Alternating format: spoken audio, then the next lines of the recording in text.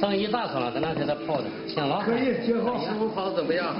呀，这老200来块钱。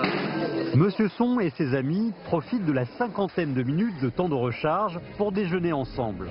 Maintenant, grâce à ces voitures propres, tout le monde peut manger le cœur léger. C'est un changement concret qui embellit la vie.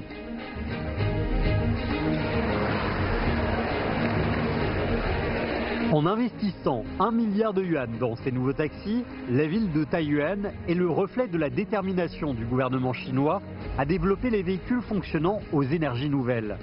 La Chine est déjà numéro 1 au monde en termes de véhicules propres. Grâce à l'introduction de plus de 900 000 de ces véhicules, les émissions annuelles de monoxyde de carbone et autres gaz toxiques ont diminué de plus de 3 millions de tonnes par an. En 2020, le nombre de véhicules fonctionnant aux énergies propres en Chine aura augmenté de 5 millions.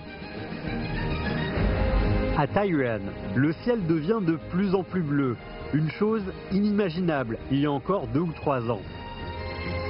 Monsieur Son et ses collègues peuvent désormais aller travailler en chemise blanche. 以前穿白衬衣半天就黑了，现在穿2天也没事。 Un environnement sain est le plus grand symbole d'égalité et de bien-être au sein d'une population. Rendre le ciel de plus en plus bleu est un chantier dans lequel la Chine déploie toutes ses forces.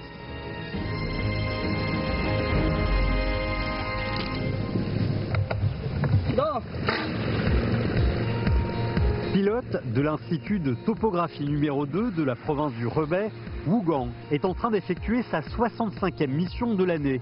Sa destination, Baiyongdian. 2015年的时候，我们对白洋淀进行过测绘。前2年给人的印象就是雾蒙蒙的，上去之后就感觉灰尘特别大。这2年给人的最直观的印象就是天放晴了，蓝了，水绿了，然后给人一种豁然开朗的那种感觉。 Depuis 2013, la Chine a déclaré une guerre sans précédent à la pollution.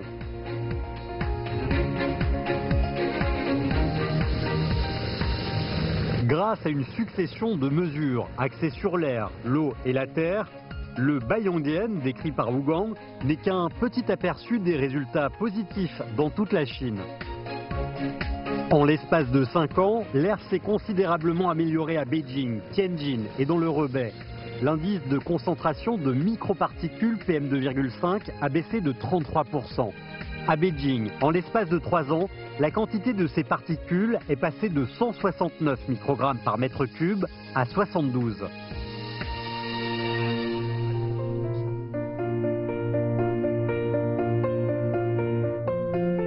À Beijing, voir un ciel dégagé devient de plus en plus courant. Les photos de nuages rayonnants se multiplient sur les réseaux sociaux. De 2013 à 2016, dans le delta du Yangtze et de la rivière des Perles, la concentration de particules fines en suspension de diamètre inférieur à 2,5 micromètres a baissé respectivement de 31,3% et 31,9%. Dans l'ensemble de la Chine, le nombre de villes jouissant d'un air de qualité est passé de 3 à 84. Et en 2016, les jours de ciel dégagé représentaient 78,8%. Économiser les ressources est la base même de la protection de l'environnement. Dans la Chine d'aujourd'hui, tout le monde s'efforce de contribuer à une vie plus verte. Les assiettes sont plus propres, les sacs recyclables plus nombreux. Chacun fait plus attention à l'environnement quand il se déplace.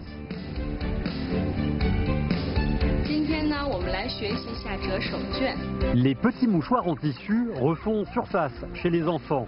Ne pas régler le climatiseur sur moins de 26 degrés est devenu un réflexe courant chez les jeunes. Grâce au recyclage, des milliards de boîtes de colis sont économisées chaque année. En réduisant leur largeur à 8 cm, la Chine économise chaque année une quantité de scotch équivalent à 2,5 fois le tour de la Terre. Entre le désir de manger à sa faim et celui d'un environnement propre, entre le désir de survivre et celui de protéger l'environnement, les espérances de la société chinoise ont largement évolué.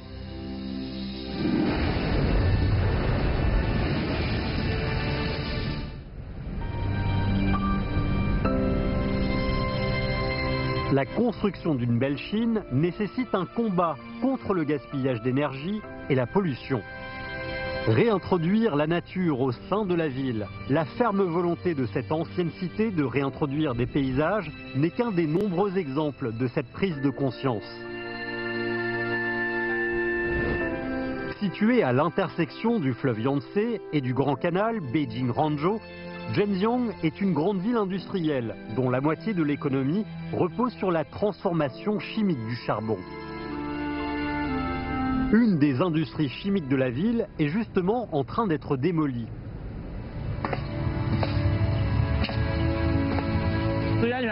Xu Jiangping dirige une équipe de spécialistes pour identifier une possible contamination du site. L'élimination des productions désuètes est une étape primordiale dans la réforme structurelle du côté de l'offre et ces changements doivent se faire rapidement. Rien que dans l'année 2016, la Chine a réduit sa production d'acier de 65 millions de tonnes et sa production de charbon de 290 millions de tonnes. Au cours des 5 dernières années, Xu Jiangping et ses collègues ont fermé 12 usines chimiques hautement polluantes. 习总书记说，不要带血的 GDP。现在 GDP 的考核标准改变了，问责力度加大了，我们的每项任务、每项处事都有人抓、有人管。 Le Jiangsu représente à lui seul 17% de la production chimique totale du pays. Le gouvernement central a donc tracé une ligne rouge écologique. Aucune industrie lourde n'est autorisée à moins d'1 kilomètre du fleuve Yangtze et de ses affluents.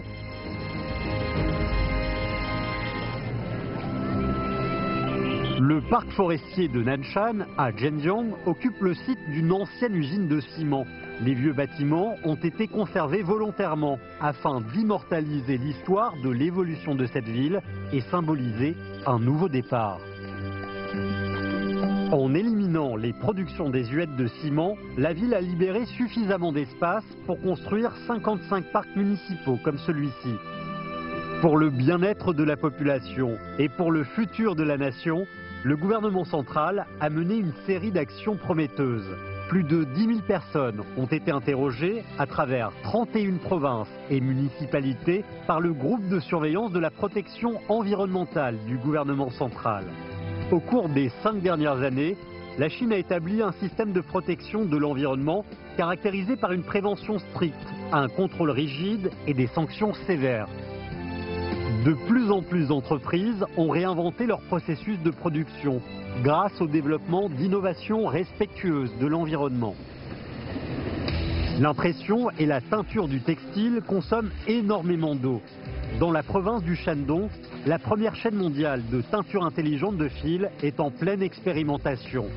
La consommation est passée de 130 tonnes à 80 tonnes par tonne de fil. En 2016, la part de consommation d'eau dans le PIB chinois a baissé de 23,9% par rapport à 2012.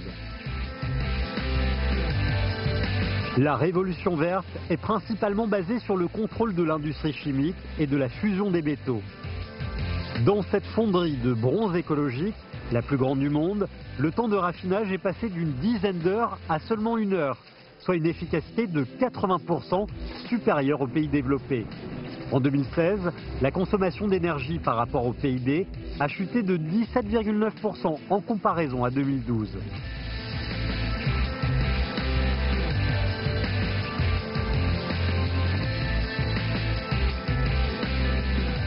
L'électrodéposition constitue un des 3 secteurs les plus polluants au monde. Cette usine du Fujian utilise une solution secrète afin de ne plus produire aucune poussière nocive. Les techniques d'électrodéposition non toxiques et non nocives, monopolisées pendant 20 ans par les pays étrangers, sont aujourd'hui maîtrisées par la Chine. Les fumées de cuisine sont une des origines des particules en suspension. Dans ce laboratoire de Ningbo, des techniciens sont en train de tester une nouvelle méthode pour décomposer cette fumée en 5 couches. Aujourd'hui, ce taux de séparation a déjà atteint 98%, un record mondial. La protection de l'environnement requiert une optimisation continue de la consommation d'énergie. Ceci est un nouveau grand chantier. En Chine, le taux d'énergie fossile, tel que le pétrole ou le charbon dans les structures énergétiques, atteint le maximum de 93,8%. Une telle consommation représente une menace sévère pour l'environnement. Aujourd'hui, la Chine adapte sa composition énergétique en adoptant toujours plus de méthodes sobres en carbone. Sur le plateau tibétain est en train d'être construit le plus grand projet photovoltaïque du monde. Plus de 6 millions de panneaux solaires vont recouvrir une surface de 27 km². Ils pourront produire quotidiennement suffisamment d'électricité pour alimenter une ville moyenne pendant un an. Dans la Chine d'aujourd'hui, l'équivalent d'un terrain de football de panneaux solaires est installé chaque heure. Le pays est déjà devenu numéro 1 en termes d'énergie photovoltaïque. Dans le Xinjiang, les particularités climatiques et géographiques sont utilisées pour la construction d'un gigantesque parc éolien. La Chine installe chaque heure 2 éoliennes. La quantité totale d'installations éoliennes du pays représente déjà le double du numéro 2 mondial, les États-Unis. Le marché mondial de l'énergie éolienne est largement dominé par la Chine. Située sur les rives du fleuve Yalong, la 3e plus grande base hydroélectrique de Chine sera bientôt opérationnelle. Afin de garantir la stabilité de la montagne, ces ouvriers y clouent ces ancres de 60 mètres de long et de 2 tonnes chacune. L'installation hydroélectrique doit éviter les coulées de sable et protéger la flore. L'ensemble des installations hydroélectriques du pays a déjà dépassé les 300 millions de kilowatts, un record mondial. 5 des 10 plus grandes centrales hydroélectriques du monde se trouvent en Chine. Le réseau électrique chinois est en train de se développer. À 65 mètres d'altitude, des ouvriers sont en train d'installer des câbles à ultra haute tension. Avec un total dépassant les 30 000 km de câbles, la Chine détient le plus grand réseau du monde. Dans le sud-est de la Chine, la centrale nucléaire 100% chinoise Hualong 1 va bientôt être terminée. La Chine est le seul pays à avoir développé l'énergie nucléaire de manière ininterrompue pendant plus de 30 ans. La technologie de Hualong 1 a déjà été exportée jusqu'au Royaume-Uni et en Argentine. Une vingtaine d'autres pays ont exprimé leur volonté de coopérer. La Chine apporte ainsi une immense contribution à l'humanité dans le domaine de l'énergie.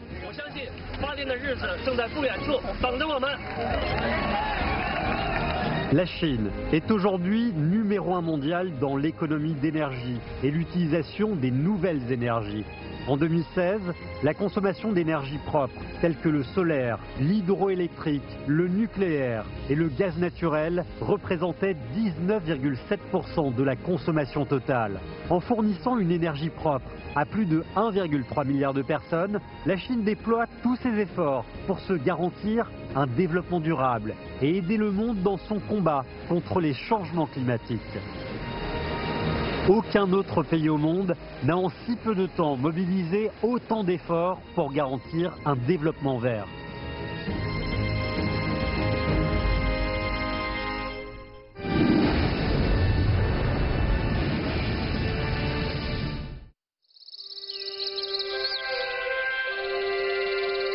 Les Chinois d'aujourd'hui offrent une nouvelle interprétation du concept de régénération.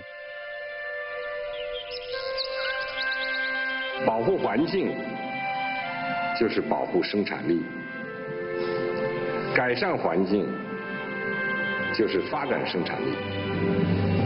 这个朴素的道理正得到越来越多的人们的认同。 Dans le cadre de son plus grand projet environnemental, le gouvernement chinois a investi plus de 36,3 milliards de yuan dans une campagne de reforestation dont les résultats ne se font plus attendre. Dans la forêt montagneuse du Grand Khingan, déambulent des animaux étranges. C'est le seul endroit de Chine où vivent des rennes, moyen de transport traditionnel de la minorité évène.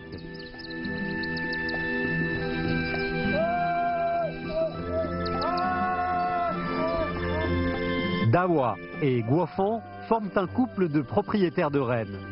Tout comme leurs ancêtres, leur vie est dédiée à l'élevage de rennes et à la chasse. Chaque année, au mois de juin, les rennes quittent les forêts et les steppes des terres polaires pour rejoindre leurs propriétaires.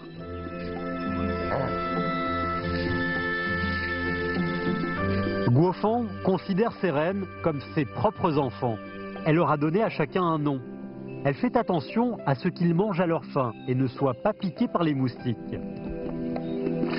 Les rennes sont des animaux difficiles. Ils n'aiment que les mousses des arbres et les champignons. Mais en raison de l'importante déforestation de ces dernières années, les rennes étaient sous-alimentées, tombaient facilement malades et mouraient. 主食就是苔藓，都是吃新鲜的。生态环境改善了，禁伐了以后，我们驯鹿种群应该是一年比一年应该强大了。 Le nombre de rennes est déjà remonté à plus de 1000. Leur retour en force est un symbole important de reforestation. Pour Dong Yongchan, ce mélèze abattu représente une date, le 31 mars 2015. 这就是我们最后采伐的一根木头。 Ce jour-là, la Chine mit fin à 63 années de déforestation, devenant ainsi le premier pays au monde à interdire cette pratique. Dong Yongchan a passé plus de 20 années de sa vie à couper les arbres du centre forestier d'Uli-Kumar. Plus de 500 millions de mètres cubes de bois en provenance des montagnes du Grand Khingan ont contribué au développement de la République populaire de Chine. Mais si cela ne s'était pas arrêté, le pays aurait fait face à une grave crise de ressources ligneuses. 伐了一辈子木头啊，刚开始说禁伐呀，我们真不知道自己该干点什么。现在呢，看到我们这个绿色的森林呢，我们也就理解了。 Paradoxalement, depuis cette interdiction, le travail est devenu plus important.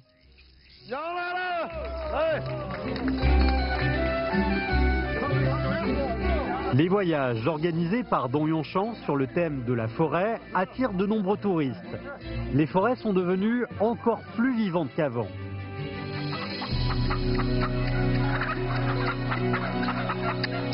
Surnommé commandant poulet, Wang Xuejun, ancien transporteur de bois, est aujourd'hui devenu éleveur. Chaque matin, ces 500 poules courent vers la forêt pour se nourrir d'insectes. 这个鸡是100块钱一只，销路还行。 Auparavant, plus de 15 000 personnes travaillaient ici. Depuis l'interdiction d'abattre les arbres il y a plus de 2 ans, chacun d'entre eux s'est trouvé un nouveau travail.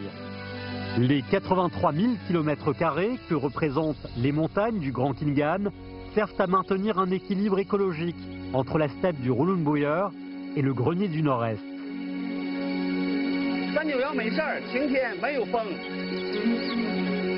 Le poste de Li Guozhan est très particulier. Ses collègues et lui se relaient au sommet de cette tour haute de 24 mètres pour surveiller pendant 12 heures si un éventuel incendie ne se déclare pas. La plus grande barrière écologique du nord de la Chine commence à respirer de nouveau. En l'espace de 2 ans, celui qui coupait les arbres et aujourd'hui les protège a été témoin de nombreux changements. 现在吧，一看这个一片林海，心里非常舒服。 De nombreuses mesures de protection des montagnes et de reforestation permettent aujourd'hui de sauvegarder l'environnement naturel du pays. Sairanba a été témoin de la transformation d'un désert en forêt. D'une superficie de quelques 75 000 hectares, il s'agit du travail de reforestation le plus important au monde. 3 générations et 55 années de plantations ininterrompues auront été nécessaires pour bâtir cet écran vert qui protège les plaines du nord de la Chine et leurs ressources en eau des tempêtes de sable. Grâce à la mobilisation de l'ensemble du pays, environ 30 millions d'hectares de forêts artificielles ont été plantés en 5 ans, soit une augmentation de 21,3% pour atteindre aujourd'hui un total de 70 millions d'hectares, un record mondial.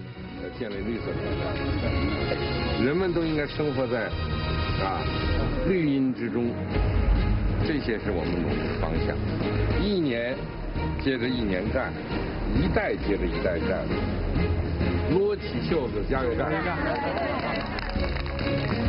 Entre les montagnes du Grand Khingan du nord-est de la Chine et les montagnes Hongduan du sud-est, la Chine a effectué le travail de reforestation le plus rapide du monde, d'une vitesse de 6,7 millions d'hectares par an. Entre la consommation débridée des ressources et leur régénération, la Chine a effectué d'immenses progrès dans ses relations avec la nature. Dans le cadre d'un nouveau concept de classification territoriale, la Chine a délimité 3 lignes rouges. La ligne de base de protection des fonctions écologiques, la ligne de sécurité de la qualité de l'environnement, la ligne d'utilisation des ressources naturelles.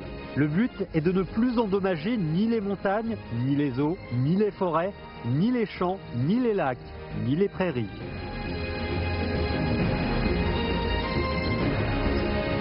C'est la première fois que la ligne rouge écologique est décrite comme vitale dans la vie et le développement pérenne de la nation chinoise.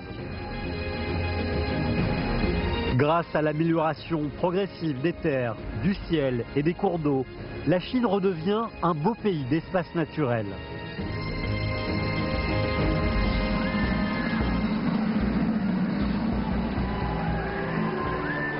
Nous sommes au mois de juin et le village de Xiajiang accueille la fête du tourisme. La venue de tous ces visiteurs rend le secrétaire de cellule du parti, Jiang Yinqiang, très nerveux. Il est depuis 3 ans responsable de la protection de cette section du fleuve et du lac Qiandao. À l'instar de M. Jiang, depuis 2014, tous les responsables du parti et des gouvernements locaux, que ce soit au niveau provincial, municipal ou de district, sont garants de la préservation des cours d'eau.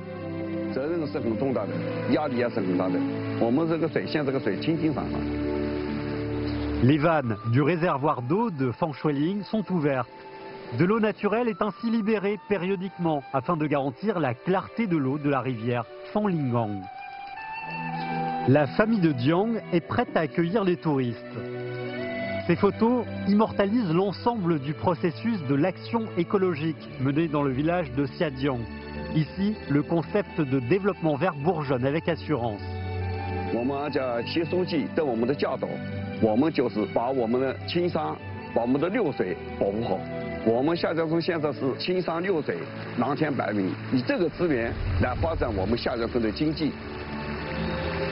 Entouré par monts et rivières, ce village, autrefois pauvre, enregistre aujourd'hui un revenu moyen par habitant de 22 000 yuan par an. Les eaux de la rivière Fanlingang s'écoulent sur 50 km avant de se jeter dans le lac Qiandao. Ces dernières années, la qualité de l'eau du lac s'est maintenue au niveau 1. Pour les cyclistes qui font le tour du lac, les paysages offrent un spectacle magnifique. Les promenades dans la verdure offrent aux gens de nouveaux espoirs.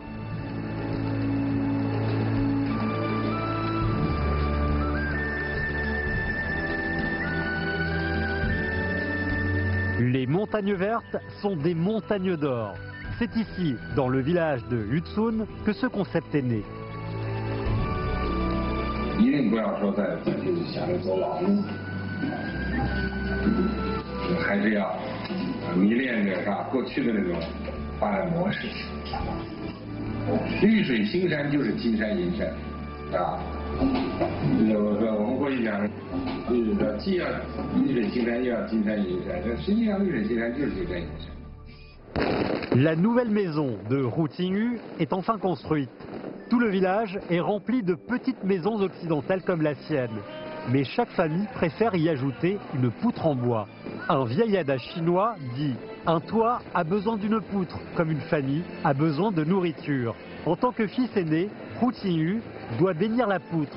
Plus il y a de gens pour attraper les boulettes de riz et les bonbons, meilleurs seront les jours à venir. Cette nouvelle construction va agrandir sa ferme touristique. En période de grande fréquentation, le village accueille plus de 8000 touristes par jour.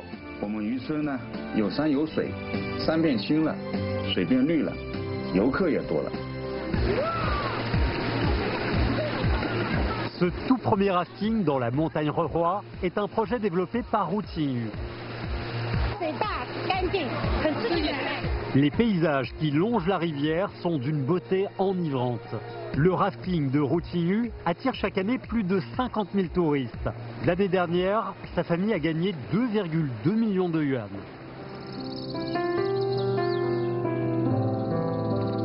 Quand il était petit, Ru Qingyu venait souvent dans cette montagne. Les générations précédentes travaillaient dans les mines. Aujourd'hui encore, on peut trouver quelques galeries. Dans ses souvenirs d'enfance, toute la montagne était noire. Ru Qingyu est revenu il y a 8 ans. Avec la fermeture des mines, Anji est devenu le premier district écologique de Chine et s'est vu remettre le prix d'honneur d'habitat de l'ONU. Le village de Ludia, qui était dans ses souvenirs l'endroit le plus pauvre et le plus sale des environs, offre aujourd'hui des paysages féeriques à travers lesquels des petits trains de touristes vont et viennent. Ru Qingyu et son ami d'enfance Ye Jingjun viennent souvent ici pour se distraire. Ye Jingjun est rentré il y a 3 ans après avoir terminé ses études. Aujourd'hui, les jeunes du district d'Anji restent volontiers dans leur village car énormément d'opportunités les attendent.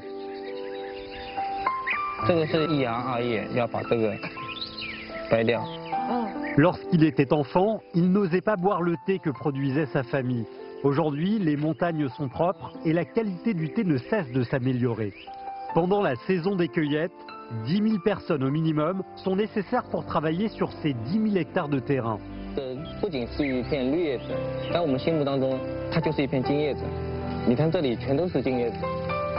La rue principale du marché du thé blanc du district d'Anji est devenue un site incontournable. La valeur de la production annuelle de thé dépasse les 2,2 milliards de yuan. Chaque cultivateur gagne en moyenne 200 000 yuan par an, soit 10 fois plus qu'il y a 10 ans. Aujourd'hui, les villageois ne pensent plus à exploiter la montagne et à vivre à ses dépens, mais plutôt à la protéger et à en prendre soin. Car en protégeant l'environnement, ils protègent leurs meilleures ressources. Une photo de famille devant ces merveilleux paysages est un merveilleux souvenir. Prendre soin de son environnement apporte stabilité et bonheur. Pour les générations futures, la Chine chérit la nature.